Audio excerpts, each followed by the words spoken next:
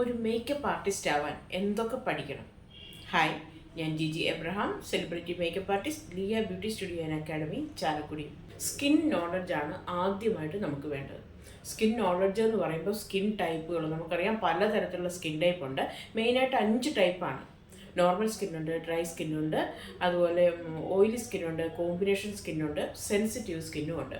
അപ്പോൾ ഈ സ്കിന്നുകളെ കുറിച്ചിട്ടുള്ള നല്ല ഡെപ്ത് നോളജ് നമുക്ക് ഉണ്ടായിരിക്കണം.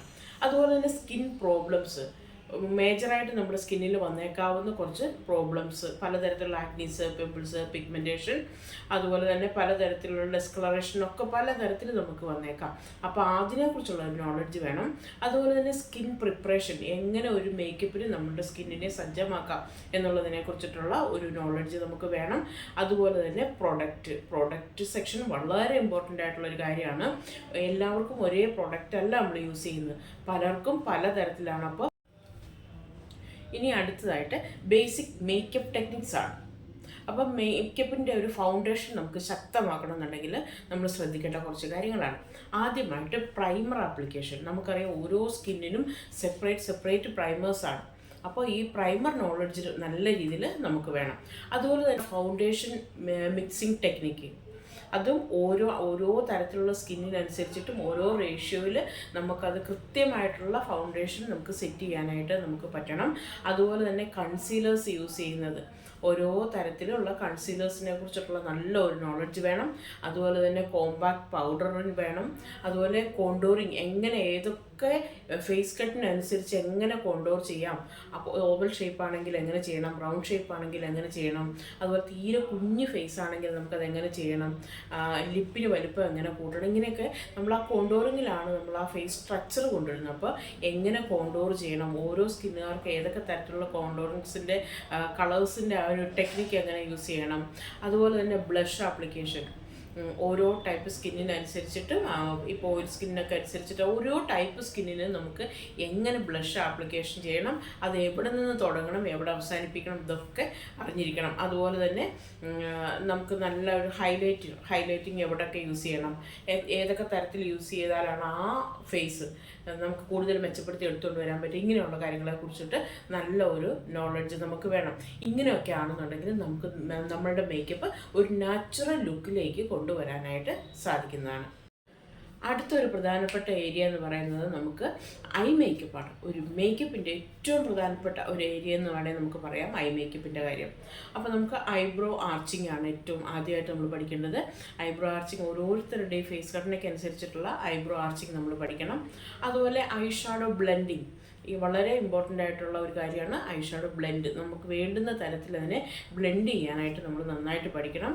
അതുപോലെ തന്നെ ഐ ഷാഡോ ഫിക്സിങ്, അത് നമ്മൾ പഠിക്കണം. അതുപോലെ ഏതൊക്കെ ഐലൈനേഴ്സ്, എങ്ങനെ ഏതൊക്കെ തരത്തിൽ ഓരോ കണ്ണിൻ്റെയും വലിപ്പം കൂട്ടാനും കുറയ്ക്കാനും ഒക്കെ തരത്തിലുള്ള ഐലൈനേഴ്സ് നമുക്ക് എങ്ങനെ അത് യൂസ് ചെയ്യുക എന്നുള്ളത് പഠിക്കണം. കാജൽ യൂസ് ചെയ്യാനായിട്ട് പഠിക്കണം. ഓരോരുത്തരുടെയും കണ്ണിൻ്റെ വലിപ്പത്തിനും ഓരോരുത്തരുടെ ഫേസ് കട്ടിനൊക്കെ ഒക്കെ അനുസരിച്ചിട്ടാണ് നമ്മൾ കാജൽ ആപ്ലിക്കേഷൻസ് ഒക്കെ ചെയ്യുന്നത്. അപ്പോൾ അതിൻ്റെ ആപ്ലിക്കേഷൻ നമ്മൾ പഠിച്ചിരിക്കണം. അതുപോലെ തന്നെ ലാഷസ് നല്ല രീതിയിൽ ഫിക്സ് ചെയ്യാനായിട്ടും കണ്ണിൻ്റെ വലിപ്പം കൂട്ടിയും കുറച്ചും ലാഷസ് ഒക്കെ വേണ്ടുന്ന തരത്തിലുള്ള അളവ് തോന്നത്തക്ക തരത്തിലൊക്കെ ചെയ്യാനായിട്ടൊക്കെ ലാഷസിൻ്റെ ഫിക്സിങ്ങുകളും പലതരത്തിലുള്ള ലാഷസുകളൊക്കെ ഉണ്ട് ഇപ്പോൾ. അപ്പോൾ അതൊക്കെ അനുസരിച്ചിട്ട് നമുക്ക് ഫിക്സ് ചെയ്യാനൊക്കെ നമ്മൾ പഠിക്കണം.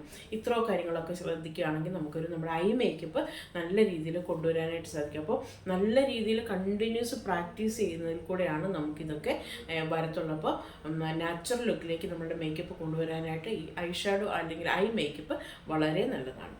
അടുത്തത് ബ്രൈഡൽ മേക്കപ്പ് പഠിക്കുക എന്നുള്ളത് തന്നെയാണ്.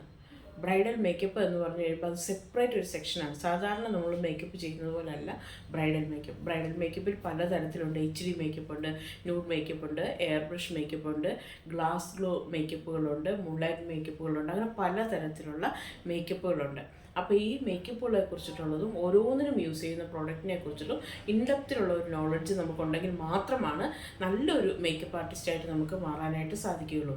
അടുത്തതായിട്ട് ഹെയർ സ്റ്റൈലിംഗ് പഠിക്കുക എന്നുള്ളതാണ്.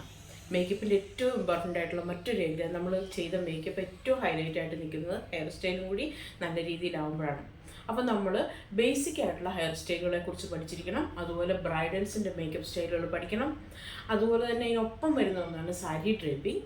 അതുപോലെ പിന്നെ അടുത്തൊന്നാണ് വെയിൽ സെറ്റിംഗ്. ഇത്രയും കാര്യങ്ങളും കൂടി നല്ല രീതിയിൽ നമ്മൾ പഠിച്ചെങ്കിൽ മാത്രമാണ് നമുക്ക് നല്ലൊരു മേക്കപ്പ് ആർട്ടിസ്റ്റായിട്ട് മാറാനായിട്ട് സാധിക്കും.